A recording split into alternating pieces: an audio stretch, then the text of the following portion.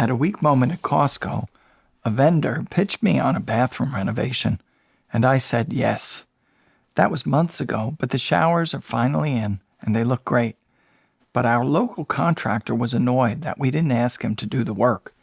And honestly, I'd have rather he did it because he does fantastic work. The problem is he's so busy that by the time he got to us, I think I'd be using one of my own Medicaid nursing home plans. But that's the thing, isn't it? It's not just knowing what you want, new showers, safer bathrooms, fewer things to step over. It's knowing how to get it. And when the thing you want is something other people want too, you end up either paying more, waiting longer, or settling for something that technically works but isn't really what you had in mind. It also struck me how maybe I should have been a little more deliberate about buying a bathroom renovation on the spur of the moment at Costco. That's what I see all the time with aging parent planning. It's like watching a slow motion fall. The family sees it happening. They're dealing with it. But two things tend to paralyze them. One is uncertainty. When your parent or spouse is failing, but falling slowly, when do you intervene? The rate changes. Sometimes they're fine, sometimes they're not. And every time you think, this might be the moment I need to take control, the moment passes. The other thing that freezes people is not wanting to hurt feelings. I don't want to tell Dad he shouldn't be driving. I don't want to tell Mom that because she's given away a couple $100,000, we're taking away her checkbook. Now that I think about it, maybe it's my wife thinking to herself, I don't want to tell my husband that because he bought a home renovation project at Costco that I'm taking away his membership card. Sometimes family hesitate out of fear of anger. Sometimes it's fear of being cut out of the will. But most of the time, it's just not wanting to hurt someone that you love. Meanwhile, there's this nagging thought in the background that nobody says out loud. If this keeps going on, Mom won't just be old, she'll be broke. And then what are we going to do? Like that perfect contractor, when you actually need home health care, assisted living, or nursing home care, are you going to be able to get it? Forget the cost for a moment. Will there even be availability? In the town where I live, there aren't many options. There's a federal database on the Medicare website that lets you search for nursing homes that accept Medicaid, and we'll put that in the comments. Also, nurses are a surprisingly good source of information. A lot of nurses take on private duty work, and sometimes finding the right person or someone they know is enough to keep things stable for a while. But none of that solves another issue that comes up constantly, which is how to stop an elderly parent from giving away their money. Sometimes it's outright scams. Sometimes it's technology. That is remote access software installed on a laptop that allows someone halfway around the world to empty an account. Sometimes it's a grandchild who sweet talks grandpa into helping out, which is fine as far as that goes, except grandpa forgot that he gave her money last week and the week before and the week before that. That little hummingbird just keeps coming back to the feeder. What families often don't realize is that financial institutions are generally required to honor the instructions of a competent adult, even when those instructions are the product of manipulation or fraud. From the bank's point of view, the person said yes. So the problem isn't just bad actors, it's structural, in this case, banking regulations. Once there's a demonstrated pattern, repeated scams, repeated losses, repeated engagement with people who shouldn't be there, the issue stops being episodic. It starts being chronic, right?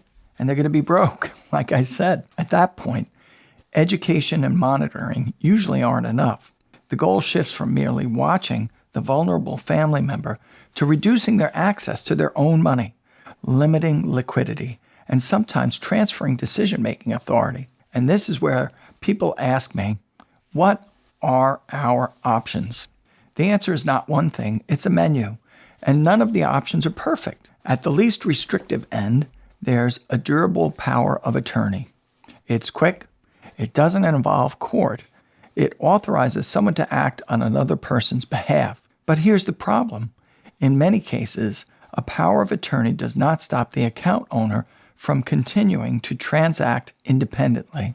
If the accounts are individually titled, and the institution has no legal basis to disregard the client's direct instructions, the power of attorney just sits there.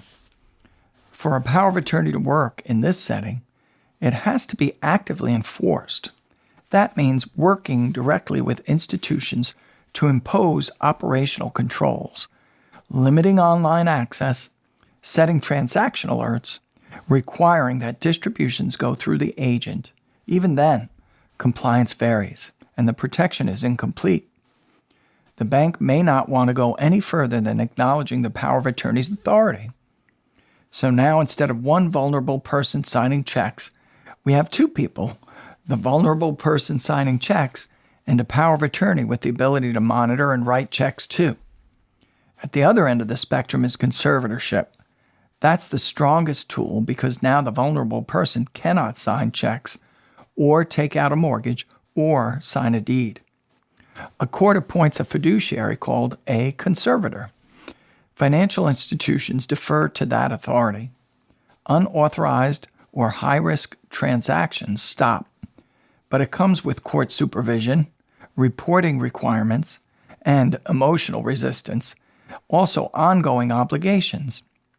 It's not something families arrive at casually, and it's usually appropriate only after less restrictive options have failed or clearly won't work. Between the poles of a power of attorney and a conservatorship are structural planning tools, particularly irrevocable trusts for non-retirement assets. By moving assets into a trust, the individual gives up direct access and a trustee controls distributions.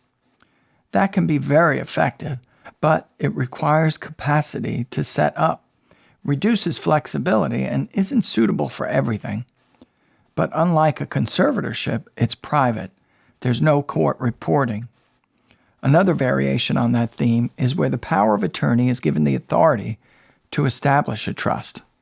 In that strategy, if the power of attorney suspects that fraud is happening, he can cut off the direct access of the vulnerable person by transferring assets into a trust without waiting for the losses to mount.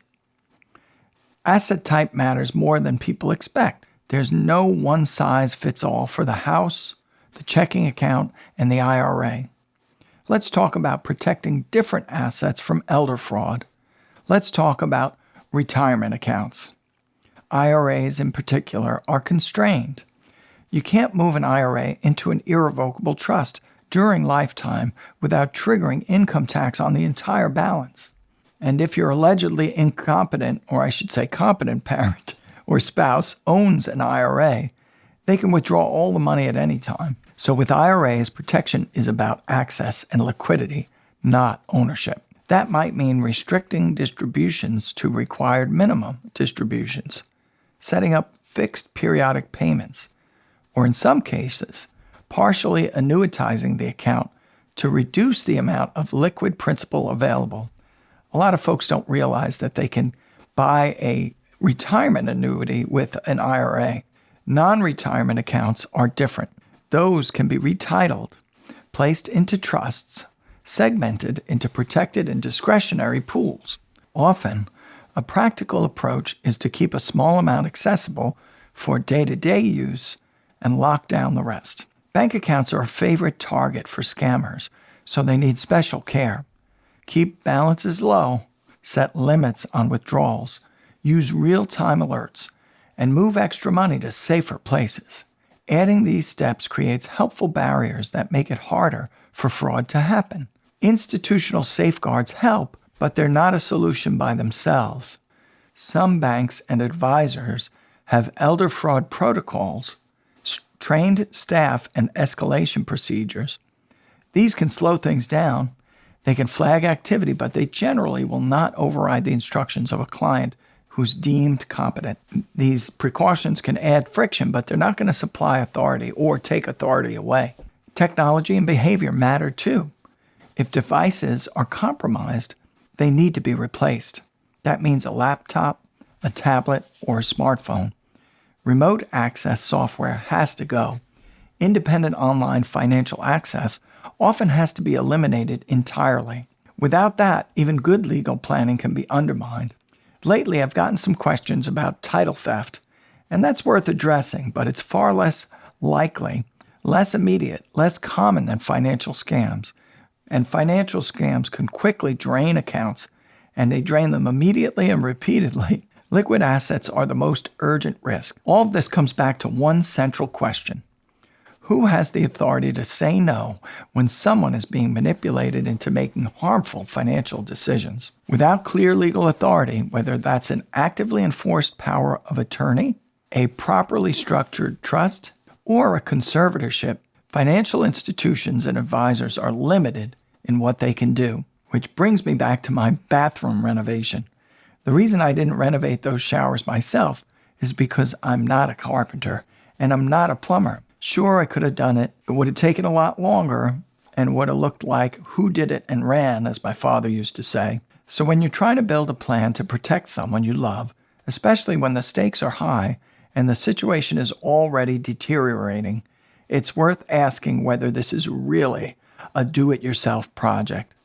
Sometimes the smartest move isn't doing it yourself.